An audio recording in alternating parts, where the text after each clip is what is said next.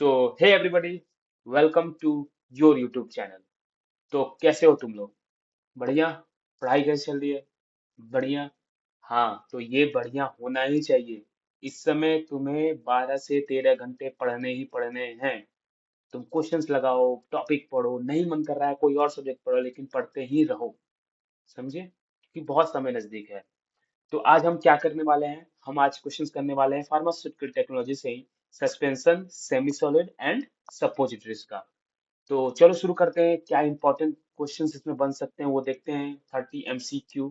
और जो भी मैं कर रहा हूँ मैंने पहले ही बता चुका है, उस टॉपिक से रिलेटेड जाके तुम्हें वो पढ़ना है पूरे टॉपिक। चलो पहला क्वेश्चन तुम्हारे स्क्रीन पे ये रहा कि flocculated suspension are preferred because they sediment slowly form hard cake, are easily redispersed, they increase solubility। Flocculated suspension क्यों प्रेफर किया जाता है? ठीक है, तो इसका आंसर है ए इज।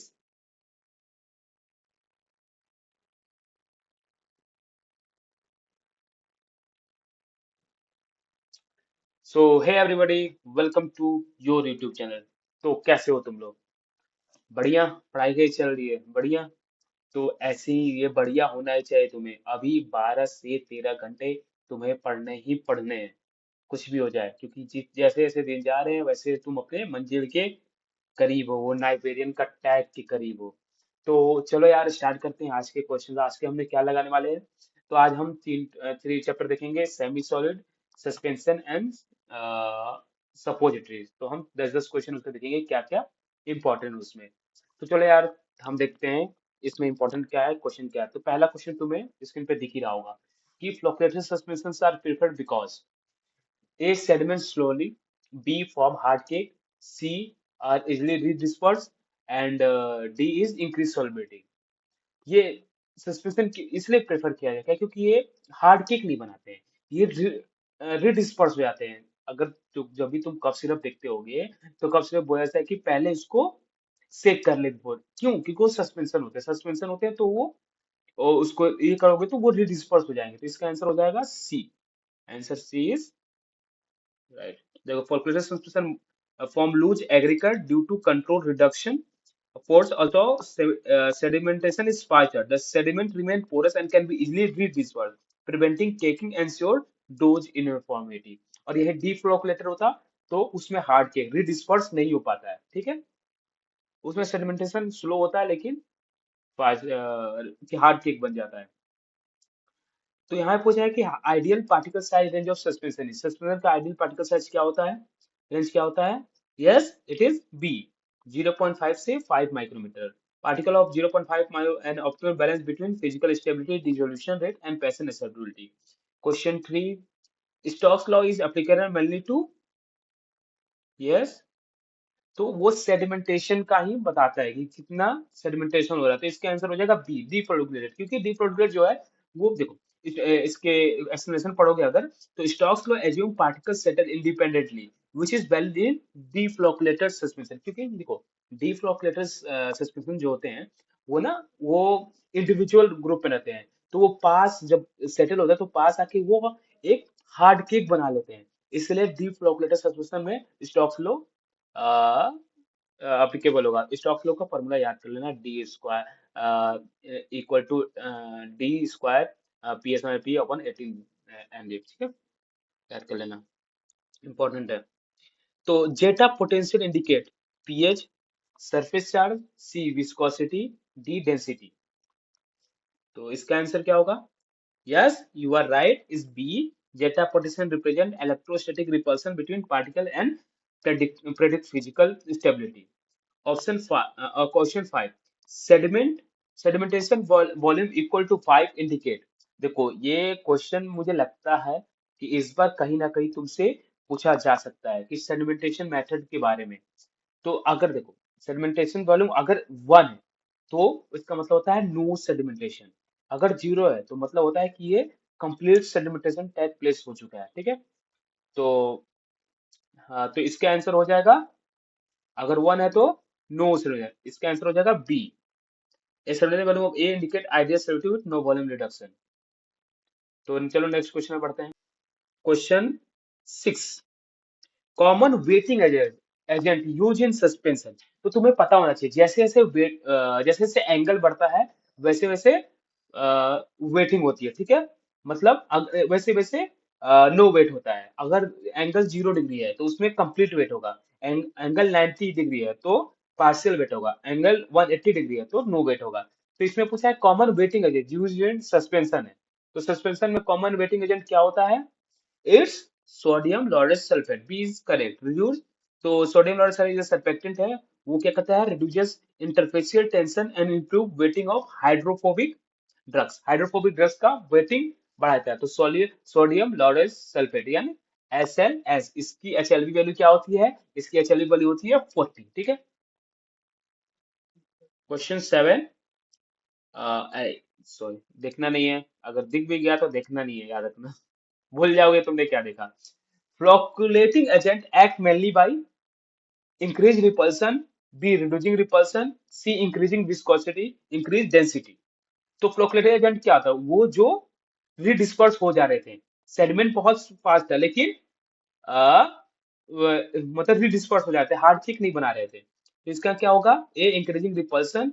कैसे एक्ट करते हैं? तो इसका आंसर हो जाएगा बी रिड्यूसिंग रिपल्सन। रिपल्सन को जब, तो क्या होता है, अगर अगर रिपल्सन नहीं होगा, अट्रैक्शन वहां पे होगा, तो वो एक साथ फॉर्म हो जाएंगे और वो एक हार्ड केक बना देगा जो डीफ्लोकुलेटेड सस्पेंशन के साथ हो रहा है। तो लेकिन इसमें ये कैसे एक्ट करते हैं? रिड्यूसिंग रिपल्सन, रिपल्सन को रिड्यूस करके, ठीक है।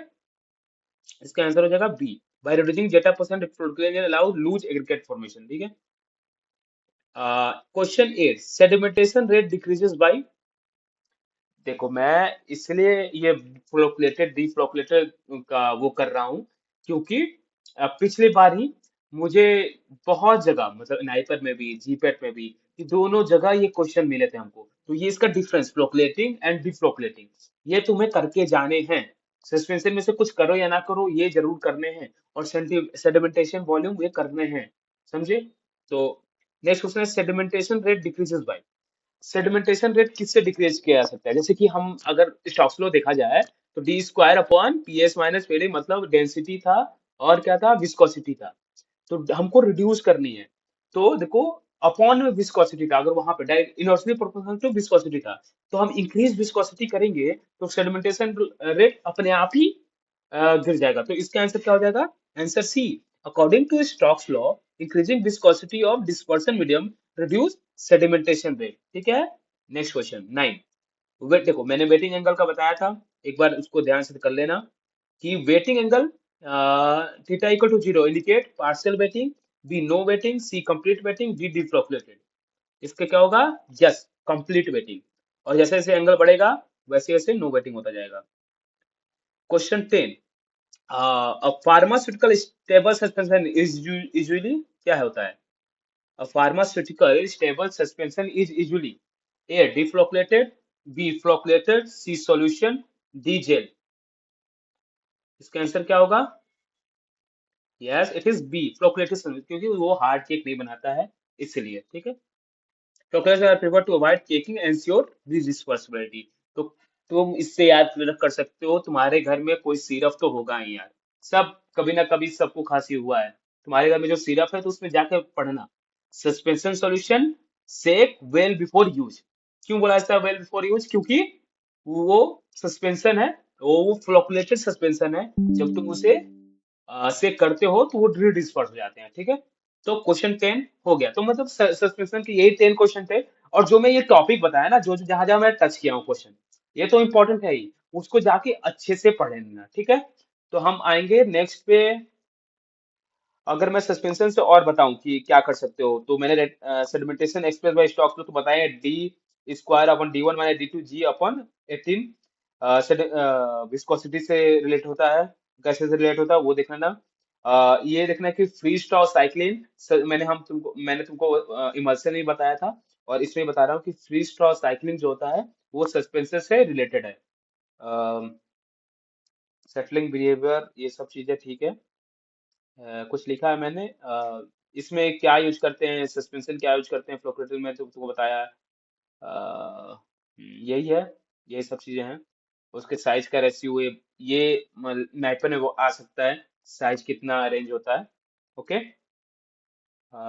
तो हम चलेंगे अब अपने सेमी सॉलिड। तो सेमी सॉलिड बेसिकली होता क्या है? तो semi solid dosage form are mainly made for external application to produce local और सिस्टमेटिक इफेक्ट। तो देखो, लोकल मतलब समझ रहे हो कि हम कहीं डेप्थ में उसको नहीं डाल रहे। मतलब तुम क्रीम यूज करते होगे, क्रीम यूज करते होगे, तो वो देखो सेमी सॉलिड है। तो पहला ही क्वेश्चन तुम्हारे इसमें है कि मेन रेट लिमिटिंग वेरिएंट इन स्किन परमिशन, कि अगर तुम्हारे स्किन है तो उसमें सबसे पहला रेट लिमिटिंग बैरियर कौन सा होता है? पहला है, मतलब स्किन के लेयर ये कर रहे हैं, लेयर का पता करना है। तो ए है डर्मिस, बी है एपिडर्मिस, सी है स्टेटम कॉर्नियम, डी है हाइपोडर्मिस।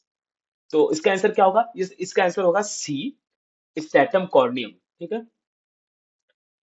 तो stratum corneum is the principal barrier due to is lipid rich keratinized structure. तो जो स्टेटम कॉर्नियम हमारा अपर पार्ट होता है स्किन का, तो यही है सबसे पहला। इसी को यहीं पे हमें जैसे कि हमारा डीएमएसओ होता है, ये सब चीज होता है, वो परमिशन एनहांसर होते हैं। तो डाइमिथाइल सल्फर ऑक्साइड, ये सब चीजें क्या करते हैं, यही इसी बैरियर को हमें पार कराने में मदद करते हैं। तो इसका stratum corneum is the principal barrier. Next question, water soluble ointment base. देखो यार, मैं अगर बताऊं अगर मैं बताऊं तो water soluble base, oleaginous base, absorption base, water removal base, ये सब चीजें जो है ना, जैसे ओलिजिनियस बेस में क्या क्या आता है? Petrolatum, soft paraffin, hard paraffin, liquid paraffin, ये एक जगह लिख लेना। एब्जॉर्प्शन बेस में क्या आते हैं? Wool fat, bee wax, hydrous hydrous wool fat, lanolin. तो water removal base, emulsifying base, soft paraffin. Water soluble base, PG, macrogel, carbowax. ये चीजें तुम्हें याद होनी चाहिए। तो यहाँ पे क्या पूछा है? Water soluble ointment base. Water soluble base क्या होता है? देखो, मैंने अभी बताया कि वाटर सोल्यूबल बेस होते हैं पीजी बेस। पॉलीइथाइल ग्लाइकोल बेस जो होते हैं वो वाटर सोल्यूबल होते हैं। पॉलीइथाइल ग्लाइकोल बहुत बार सुना होगा, तो पॉलीइथाइल ग्लाइकोल इज वाटर सोल्यूबल। तो सी जो है इसका आंसर है। ठीक है। हाँ। तो इसका जैसे पेस्ट, हमने देखो पेस्ट जो करते हैं वो भी सेमी सॉलिड है। तो paste generally contain insoluble solid about कितने परसेंट? इनसॉल्युबल सॉलिड जो है पेस्ट कंटेन करता है 10%, 20%, 30%, 50%। इसका आंसर कोई देगा मुझे? किसको आता है? चलो ये याद कर लो, इसको आंसर जो है इसका डी होगा। 50% जो होता है paste contain high proportion of insoluble solid provide protection action. ठीक है। तो पेस्ट सबसे ज्यादा हाई इनसॉल्युबल सॉलिड कंटेन करता है। ओके। तो क्वेश्चन 14, ये मैं बोला very very important question for your GPAT and NIPER. Vanishing cream is classified as, vanishing cream क्या होता है? देखो क्रीम लिखा हुआ है, सब लगा देंगे, water upon oil, water upon oil. लेकिन इसमें पूछा है कि vanishing cream is classified as A water upon oil, B oil upon water emulsion, C oleaginous base, C D paste. बताओ।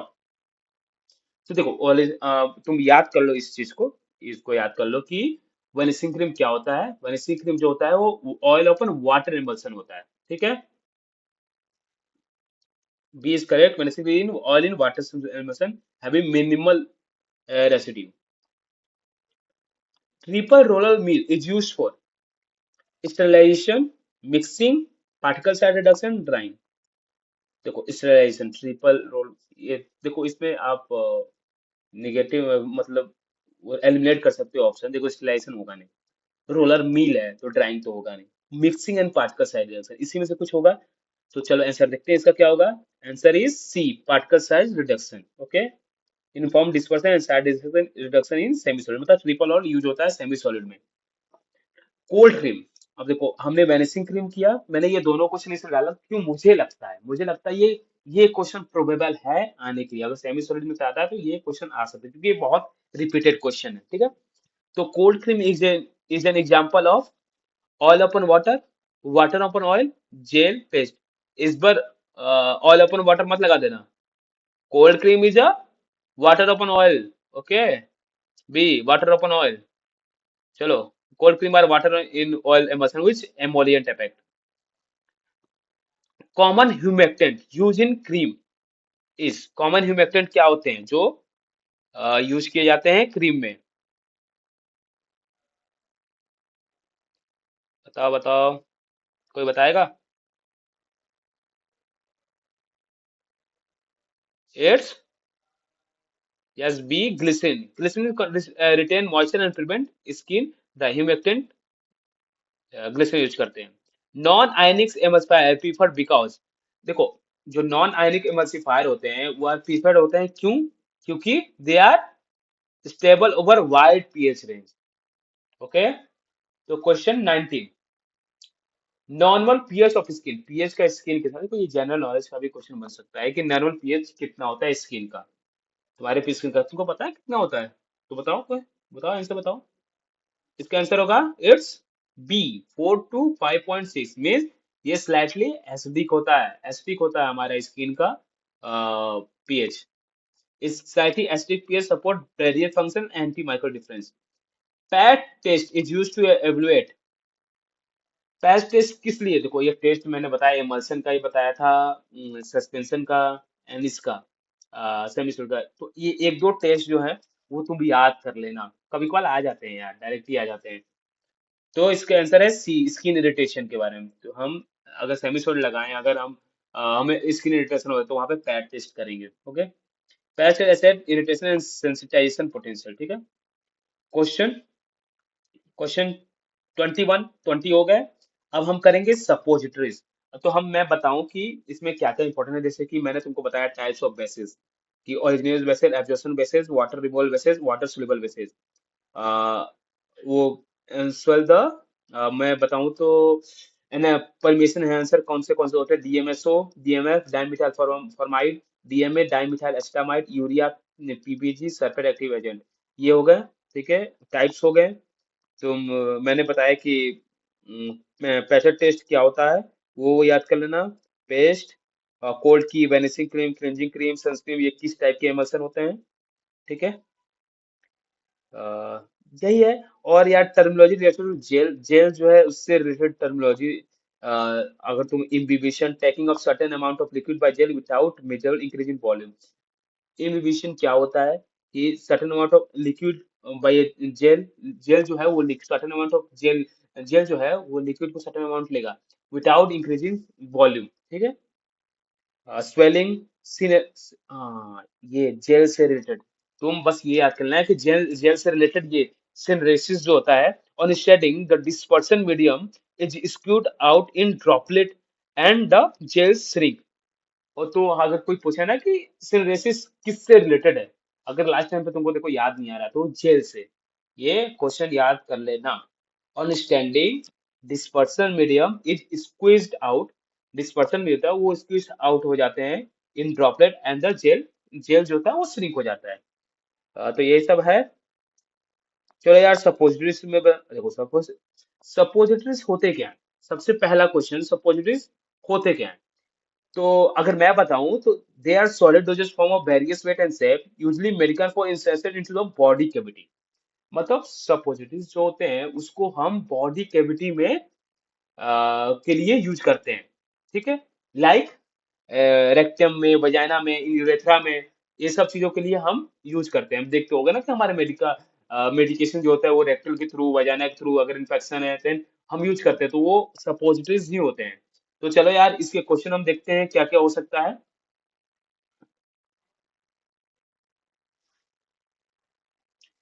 तो पहला क्वेश्चन है, standard weight of adult rectal suppositories is, मतलब स्टैंडर्ड वेट क्या होगा अगर रेक्टल सपोजिटरी हम दे रहे हैं एडल्ट को, तो उसका स्टैंडर्ड वेट क्या होगा? तो उसका स्टैंडर्ड वेट होता है इट्स बी, 2 ग्राम, 2 ग्राम जो होता है वो स्टैंडर्ड वेट होता है।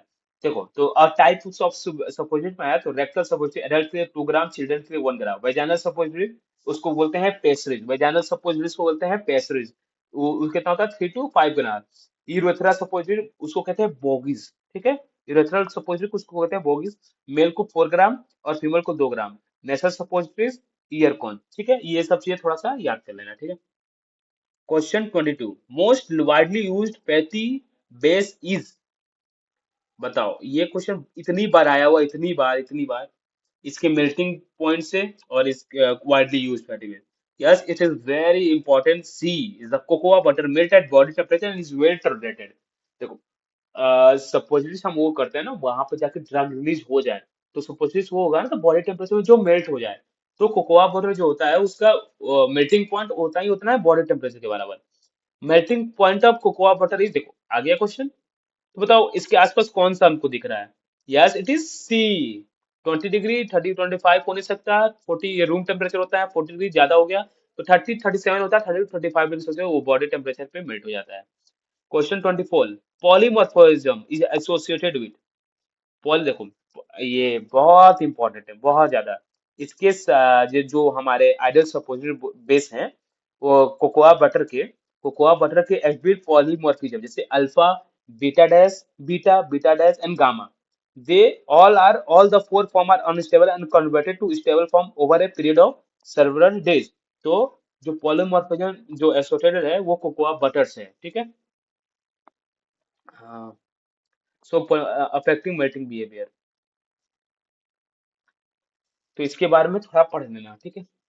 देखो यार, अगर मैं बताने चलूँ तो बहुत लंबा वीडियो हो जाएगा। मैं तुमको बस वो इंपॉर्टेंट टॉपिक्स बता रहा हूँ कि कहाँ कहाँ से आ सकते हैं क्वेश्चंस, और जो ये जो मैं एमसीक्यू लगा रहे हैं ना, वो बहुत ही इंपॉर्टेंट है, बहुत ज्यादा, ठीक है। तो इससे रिलेटेड टॉपिक्स जाके अभी जो कर रहे हो जाकर कर लेना। मैं बोल रहा हूँ क्वेश्चन तुमको देखने को मिलेंगे। Water number of suppositories base indicate, water number of suppositories base indicate क्या इंडिकेट करता है? Water number of suppositories base indicate amount of water, it's C, water absorption capacity. मतलब water number is amount of water in gram that can be incorporated in 100 gram of fat. तुम ये इसी के लिए saponification value याद करोगे, number of milligram and cures required to neutralize the free acid and saponify the ester content in 1 gram of fat. Iodine number याद करोगे, the value express the number of gram of iodine that react with 100 gram of fat. यही water number हो गया। Acid value याद कर लेना, the number of milligram of KOH required to neutralize the free acid in 1 gram of substance, ठीक है। और देखो आइडियल सपोजिटेड बेस, उसका एसिड वैल्यू जो होना चाहिए बिलो 0.2, सैपोनिफिकेशन वैल्यू होना चाहिए 200 टू 245, आयोडीन वैल्यू होना चाहिए less than 7, acid value 0.2 below, saponification value 200 245 and iodine value less than 7, ठीक है। नेक्स्ट क्वेश्चन पे जल्दी जल्दी, rate limit step in rectal drug absorption is base melting, drug dissolution, drug partition, motility. Question A is, question 26 is C, drug partitioning. तो drug must be person from base into rectal fluid before absorption, यही है rate limit step in rectal drug absorption में। Question 27, an ideal suppository base should be, कैसा होना चाहिए? Be irritant, melt at body temperature, be brittle, be hygroscopic. तो अभी हम बात करके आए हैं कि कोकोआ वाटर हमारे लिए सबसे वाइडली यूज्ड क्यों है, क्योंकि वो मेल्ट हो जाता है बॉडी टेम्परेचर में। तो इसका आंसर है B, melt at body temperature, 27 का B. Ideal base should be melt dissolve on body temperature. PG base disadvantage is, देखो हम डिसएडवांटेज क्या है पीजी बेस का, तो इसका आंसर है B, hygroscopic nature. Blooming is commonly absorbing, blooming क्या होता है? तो ब्लूमिंग क्या होता है तुमको पता होना चाहिए। तो ब्लूमिंग जो है वो वाइट पाउडर अपीयरेंस होता है ड्यू टू फैट क्रिस्टलाइजेशन की वजह से। तो ये जो इसमें क्वेश्चन क्या पूछा है, blooming is commonly observe in PG suppositories, gelatin suppositories, cocoa butter suppositories and soap basis. तो इसका आंसर हो जाएगा सी, कोकोआ बटर सपोजिटरीज में हमें ब्लूमिंग देखने को मिलता है। Common antioxidant used in suppositories is A is talc, B is BST, C is starch, D is SLS, sodium laureate sulphate. Semi solid में तो हम देखे थे SLS यूज होता है। क्या इसमें क्या यूज होता है antioxidant? SLS is surfactant, sorry. तो B, BST prevent oxidative acidity of fats, BST, ठीक है। तो देखो यार यही 30 क्वेश्चन थे इसके इम्पोर्टेंट। देखो ये जो मैंने टॉपिक बताया इसको अच्छी से करके जाना, तो मैं पक्का किसी ना किसी टॉपिक से तुमको पक्का मिलेगा क्वेश्चन, मैं गारंटी लेता हूँ। तो अगर आया तो, सेमी सॉलिड से अगर आ गया तो, ठीक है। तो यार यही सब बातें थी, यही सब क्वेश्चन थे। फिर हम किसी नई वीडियो में कल मिलते हैं। और तुम्हें वीडियो तो देख ही लिया होगा कि हमारे साथ कुछ और नए पेरेंट्स जुड़ रहे हैं जो तुमको वो 30 MCQ देंगे, जैसे कि फार्माकोलॉजी के, फार्मास्यूटिक्स का मैं दे ही रहा हूँ, देन एनालिसिस के, ऑर्गेनिक के, ये सब जो मेजर सब्जेक्ट हैं उसके, और उसको जुड़ो, उसको देखो, और देखोगे और उससे रिलेटेड MCQ किए तो पक्का कुछ ना कुछ तुम्हें फर्क दिखेगा, पक्का दिखेगा। तो चलो फिर पढ़ाई करते रहो बिना टाइम वेस्ट किए हुए, और 12 से 13 घंटे अभी पढ़ने हैं तुमको, मैंने बोल दिया है, करना यार, ये करना। अगर 12 13 घंटे कंसिस्टेंट रह गए ना, तुम किसी को भी बीट कर सकते हो अभी। Hard work beat anyone, anyone. तो चलो फिर ड्राइव अप करते हैं इस सेशन को। Thank you for watching this session, keep watching, bye.